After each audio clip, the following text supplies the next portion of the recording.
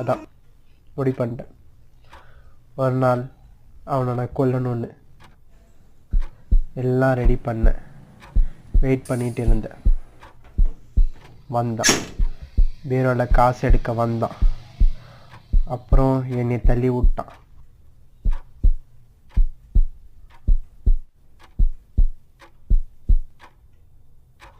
சும்மாவே நான் கொலகாண்டில் இருந்தேன். ஸோ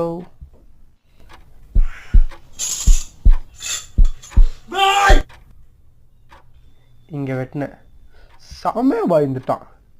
எப்போ என்னை விட்டு இருப்பான், நான் இனிமே நான் இந்த மாதிரிலாம் பண்ண மாட்டேன்ப்பான்னு அழுகுறான். விடுவேனா? விட்டா அவன் எண்ணெயை போட்டிருப்பான்.